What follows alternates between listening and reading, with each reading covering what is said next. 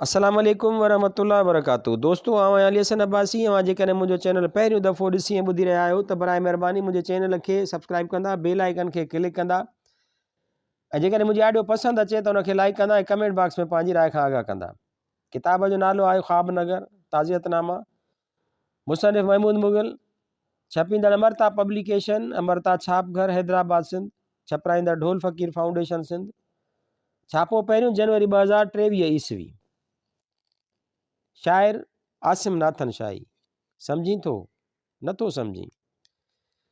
शायदि अॼु ई सिंधी अदबी बोर्ड पारां हिन जे आख़िरी किताब खे मार्केट में आंदो पियो वञे ऐं अॼु ई संदसि स्टडी हिन जे टीजे जे गम सां सरशार आहे। तक़रीबन 3 महीननि खां असीं उन वठ पकड़ में हुआसीं। आसिम साहब जे आख़िरी मजमूए छा चइसि आईने जे छपजण खां पोइ मुश्ताक भुरगड़ीअ सां राब्ते जो सिरिश्तो क़ाइमु थियो, जंहिं मार्फत वरी मोहतरम फैज़ आसिम सां ॻाल्हि ॿोल थी हुई। फैज़ साईं आसिम नाथन शाहीअ जो फ़र्ज़ंद अर्जमंद ऐं मुश्ताक भुरगड़ी किताब जा पब्लिशर उन ॻाल्हि ते बज़िद हुआ त साईंअ जो हिकु मुसवदो सिंधी अदबी बोर्ड वटि छपाईअ जे आख़िरी मरहले में आहे। अॻूणे सेक्रेटरी इनाम शेख मजमूए जे छपाईअ जी पास ख़ातिरी कराई हुई, पर कम में ताख़ीर थी रही आहे, छाकाणि त जेसीं ताईं मंगी साहब कार वहिंवार संभालीनि एसी ताईं शायदि वक़्तु आसिम साहब खे मोहलत न ॾिए।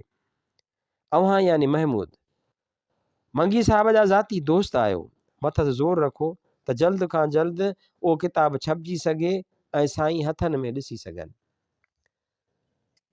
सदन ॻाल्हि ॿुधी या मुठ में अची वियो हो, छाकाणि त उहा ख़बर न हुई त ही बाकमाल शाइर उन मर्ज़ जे भाकुर मां पाण छॾाए नथो सघे। लाइल्मी दुनिया जे अजीब तरीन इल्मनि मां हिकु इल्मु आहे, पर बहरहाल आहे त सही। मूंखे ज़ाती तौर ते ख़बर न हुई त आसिम साहब एतिरा बीमार आहिनि। मां त संदसि हिकु आम मदाह जियां हिननि जूं सिटूं झुंगारे दुआनि में यादि कंदो हुउसि। मूंखे छा ॼाण हुई त वक़्त जे पल हेठां एतिरो वकिरो गुज़री वियो आहे। हूअं असां वटि अज़ीज़ाने मन दोस्तनि सां मिलणु सवलो हूंदो आहे, उहिदनि सां मिलणु कंहिं अज़ाब खां घटि नाहे हूंदो। कंहिंजे समाजी रुतबे जी ॼाण पवे त कुंड में ई ख़ैरु आफ़ियत महसूसु थींदी आहे। एजाज़ सां हयातीअ जा अलाए केतिरा ख़ूबसूरत पल गॾु घारिया आहिनि। पाड़े में गॾु रहिया आहियूं, पर अलाए छो अदबी बोर्ड जे सेक्रेटरीअ सां मिलंदे साह मुंझंदो आहे। होॾां महिरबाननि जो ज़ोर वधी वियो। हिमतूं मेड़े एजाज़ जी ऑफिस पहुतुसि। आसिम नाथन शाहीअ जी किताब जो ज़िक्र कयुमि। एजाज़ हिकदमि वाइदो कयो त 15 ॾींहंनि में उहो कमु थी वेंदो। सभु ॼाणनि था त उहे कम केतिरा ताख़ीरी हरबा इस्तेमालु कनि था। हिकु हंधि ॿिए हंधि कमु हलियो। 15 ॾींहंनि जा 5 हफ़्ता लॻी विया। एजाज़ जी घुर्बल मोहलत वधी वई, आसिम साहब जे लाइ न मिली सघी। नतीजे तौर असीं सभु बशर्ते हयात छुलकिया नेण कटोरा ॾिसी सघूं था। साहिब ख़याल ईअं नथो करे सघे। पंहिंजे हिन किताब जे उनवान जियां उहो आलियूं अखियूं छॾे रुख़सत थी चुको आहे। इना लिल्लाहि व इना इलैहि राजिऊन। शायदि 1993 ईस्वीअ जी आख़िर हुई या 1994 ईस्वीअ जी इब्तिदा। मां तंहिं ज़माने में पाकिस्तान टेलीविज़न ते हिकु मेज़बान थियण जी जिदोजहद में लॻल हुउसि। इब्तिदा मोहतरम हारून रिंद साहब जन हिकु मैगज़ीन प्रोग्राम सिंध मैग सां कराई हुई। उन ज़माने में ख़याल गुले रंग हूंदा हुआ ऐं मंज़िलूं इलाही परे। हारून साहब रोज़ नवां तजुर्बा करण जो आदी हो। ओचितो ख़्यालु अची वियुसि त सिंध मैग में हिकु मुशाइरो बि कराइजे। हाणे उते उहो बि यकमुश्त फ़ैसिलो कयो वियो त मीज़बानी रेगुलर मीज़बान महमूद मुग़ल ई कंदो। अलाह जी कुदरत, मुशाइरे में हुजनि केरु केरु। शमशीर हैदरी साहब, मिर्ज़ा एजाज़ बेग साहब, साईं अली मोहम्मद मजरूह साहब, मोहतरम मुज़फ़र हुसैन जोश साहब, साईं साहिल आज़ाद, साईं असगर हालो ऐं आसिम नाथन शाही साहब। मथां वरी उन्हनि मिलनी शाइरनि मां 3 त ॼण निजा पिजा मीज़बान हूंदा हुआ। शमशीर साईं, अदा एजाज़ ऐं साईं साहिल। उते हिकु वात ॻाढ़े नौजवान जी दाल किथां थी ॻरी सघे। जिंद छॾाइण जी कयमि त हारून साहब फरमायो, तूं बि त शाइर आहीं न ई छा? लेखक आहीं, शाइरी करीं थो, मीज़बानी करे सघीं थो ऐं हूअं बि रेगुलर मीज़बान आहीं, छो न कंदे? ज़िंदगीअ में के समातूं ॾाढियूं महिरबान लॻंदियूं आहिनि। ख़ासि तौर ते उन महिल जॾहिं कंहिं बि कम लाइ मुकमिल तयारी न हुजे।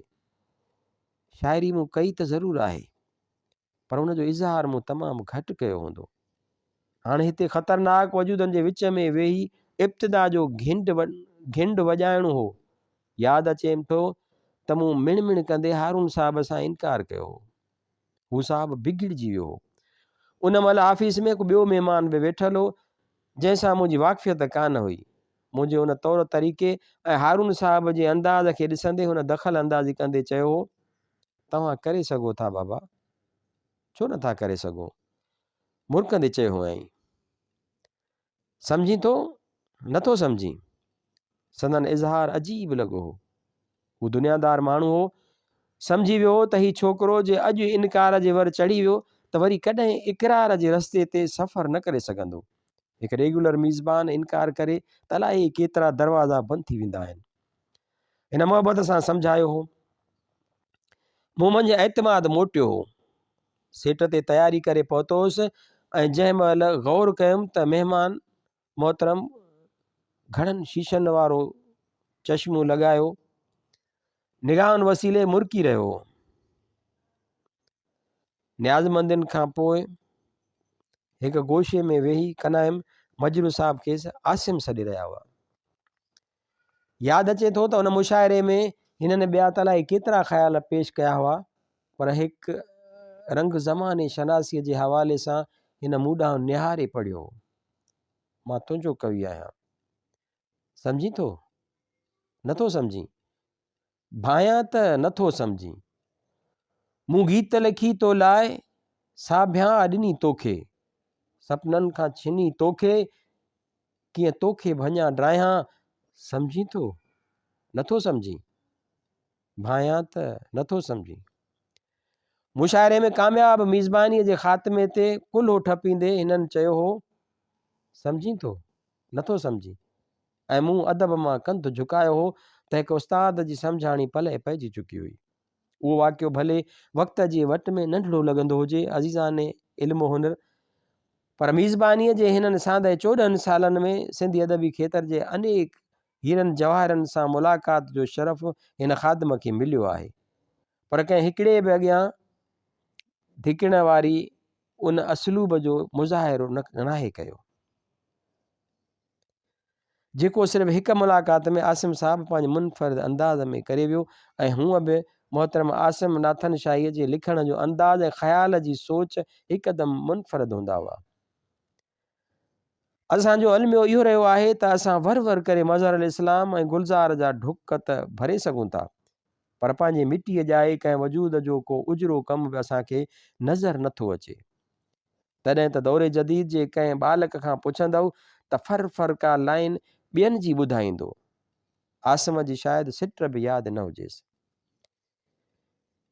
नेठि त अॼु हू नेण निमाणा मुरकी पिया, भरियनि खां पोइ ख्वाब अयाणा मुरकी पिया, चाउठ तां कंहिं चंड लिया को पातो, ॻोढ़ नहाणा हंध विहाणा मुरकी पिया, भरिसां लंघंदे रड़ अची वई चूड़ीअ जी, कंध वराए घाव पुराणा मुरकी पिया, छॼ भरे हूअ पीहण आई जान रहते, छॼ भरे हूअ पीहण आई जान रहते, गोरीअ लप में बाझर धाणा मुरकी पिया। आसिम साहब जे ख़्याल जी नुदरत ऐं पेशकारीअ जो अंदाज़ खेसि बिना कंहिं शक शुबे जे सरमोड़ शाइरनि में आणे बीहारे थो। उहा ॿी ॻाल्हि आहे त शायदि